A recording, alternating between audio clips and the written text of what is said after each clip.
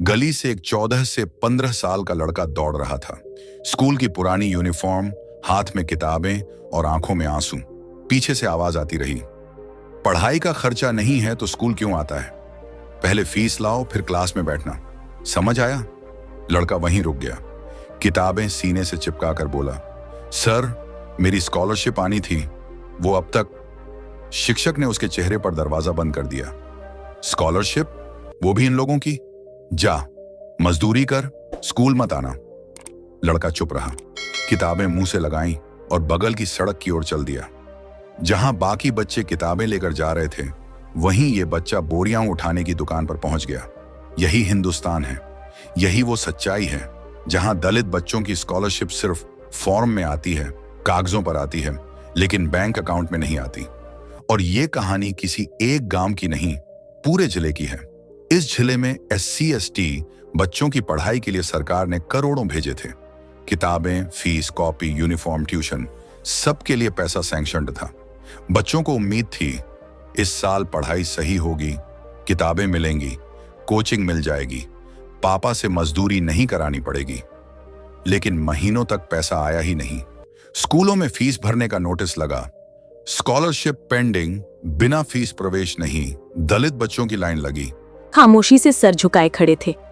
कोई माँ बोली, बेटा स्कूल रुकने मत देना, थोड़ा और काम करूंगी।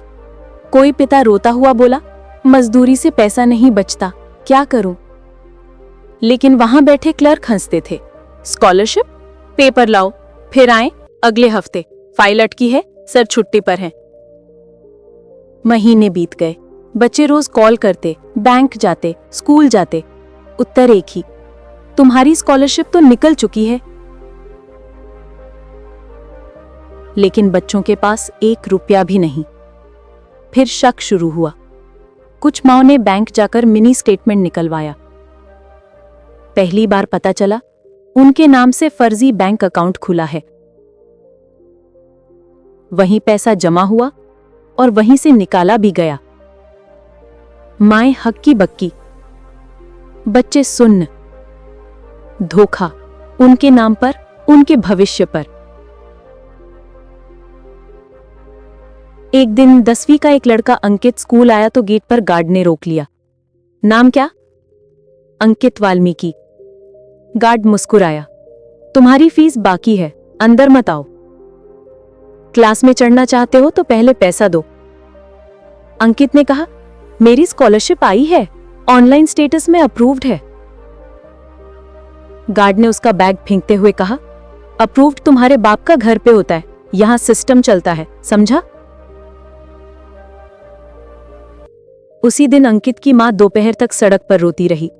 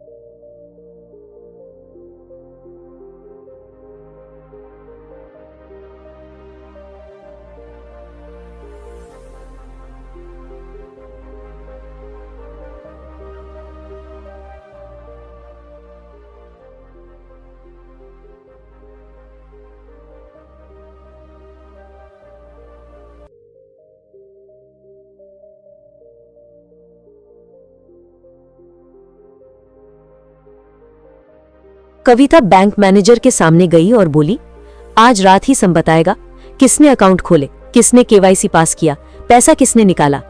मैनेजर बोला, मैडम हम कोर्ट के आदेश के बिना। कविता ने उसकी आंखों में देखा, अगर सच्चाई नहीं बताई तो कल सुबह ये बैंक बंद मिलेगा और तुम जेल में। पसीना निकल आया। उसने सीसीटीवी फुटेज निकाली, बड़ी स्क्रीन पर वीडियो चला। सबके सामने 4 लोग आते हैं, बच्चों के नाम से खाते खुलते हैं, लेकिन बच्चे वहां नहीं होते। फर्जी सिग्नेचर, फर्जी फोटो, फर्जी बैंक केवाईसी। और सबसे बड़ा झटका, वो 4 लोग कोई आम आदमी नहीं, ब्लॉक ऑफिस का क्लर्क, एक स्थानीय नेता का आदमी और स्कूल का अकाउंटेंट। कविता ने भीड़ की तरफ देखा और हंसी। ये है सिस्टम, कागजों में गरीब, काम में जालिम और पैसे में चोर। उसने पुलिस से कहा, इन सबको गिरफ्तार करो। पुलिस हिचकिचाई, मैडम ऊपर से आदेश। कविता ने फोन निकाला, किसी मंत्री को कॉल लगाया। बहुत शांत आवाज में बोली, तुम्हारी सरकार कह रही है कि चोरों को मत छूना। ठीक है, फिर मैं कल सुबह 20,000 लोगों को लेकर राजधानी आ रही हूं और तुम टीवी पर मुंह छिपाते फिरना।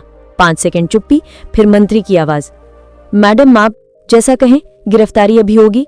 पुलिस ने वहीं प्रिंसिपल, क्लर्क, अकाउंटेंट सबको हाथों में हथकड़ी पहनाई। भीड़ तालियों से हिल गई। अब कविता ने फाइलें खोली। वहां सच देखने के बाद सबकी रूह कांप गई। 3200 बच्चों की स्कॉलरशिप फर्जी खातों में गई। 78 लाख रुपए नकद निकाले गए। 6 फर्जी कॉलेज जो असल में अस्तित्व में ही नहीं। 400 बच्चों के साइन ही नकली। कविता ने फाइल फेंक कर कहा, किताबों का पैसा खाया, फीस का पैसा खाया, यूनिफॉर्म का पैसा खाया, और कहोगे दलित बच्चे पढ़ते नहीं। कमरे में बैठे अफसरों के चेहरे पीले हो गए। किसी की हिम्मत नहीं हुई आंख उठाने की। अगली सुबह पूरा जिला जागा। हर न्यूज चैनल पर एक ही हेडलाइन, कविता भील का बड़ा खुलासा, SC/ST स्कॉलरशिप घोटाला बेनकाब। राजधानी तक खबर पहुंची। मुख्यमंत्री ने आपात बैठक बुलवाई। शाम तक आदेश आया, बच्चों की स्कॉलरशिप तुरंत बैंक में डालो। जिन बच्चों को स्कूल से निकाला गया उनका नाम बहाल। मृत मां के परिवार को 10 लाख मुआवजा। फर्जीवाड़ा करने वालों पर SC/ST एक्ट प्लस भ्रष्टाचार का केस और जिले का DEO सस्पेंड। लोगों ने पहली बार देखा सरकार झुकती हुई। बच्चे स्कूल लौटे, यूनिफॉर्म, किताबें, फीस सब फ्री। बच्चे रोते हुए कविता के पैर छूने लगे। कविता ने कहा, पैर मत छुओ, किताब पकड़ो, पढ़ाई से बदला लो। मृत मां का बेटा, वो छोटा बच्चा जिसने कल जूते पॉलिश किए थे, कविता ने उसे उठाया, गोद में लिया। बच्चा बोला, दीदी अब मैं पढ़ूंगा ना। कविता मुस्कुराई, तू एक दिन कलेक्टर बनेगा और जिन लोगों ने तुझे स्कूल से निकाला उनके ऊपर तू साइन करेगा। पूरा गांव रो रहा था, लेकिन आज की आंसू हार के नहीं, जीत के थे। कविता ने माइक उठाया, सरकार के लिए आखिरी लाइन, अगर दलित बच्चों की स्कॉलरशिप फिर से चोरी हुई तो इस बार काफिला 200 गाड़ियों का नहीं होगा, पूरा स्टेट सड़कों पर होगा। भीड़ ने नारा लगाया, शिक्षा हमारा अधिकार है, दलित बच्चा पढ़ेगा, कविता भील जिंदाबाद। ये घटना सिर्फ घोटाला पकड़ने की कहानी नहीं थी, ये आवाज की ताकत थी। ये सबूत था कि गरीब आवाज उठाए तो दमन, लेकिन बहुजन आवाज उठाए तो सरकार झुकती है। और आज 3200 बच्चों की जिंदगी बच गई। दोस्तों, एक सवाल छोड़कर जा रहा हूं, अगर कविता भील जैसी आवाज न होती तो इन बच्चों का क्या होता? कमेंट में बताइए, क्या ऐसे भ्रष्ट अधिकारियों को उम्र कैद मिलनी चाहिए या नहीं? वीडियो को शेयर कीजिए, क्योंकि शिक्षा सिर्फ हमारे बच्चों की नहीं, हमारे समाज का भविष्य है। और हाँ, चैनल को सब्सक्राइब जरूर करें, क्योंकि यहाँ आने वाली हर कहानी लड़ाई है, हक की, न्याय की और बहुजन समाज की आवाज की।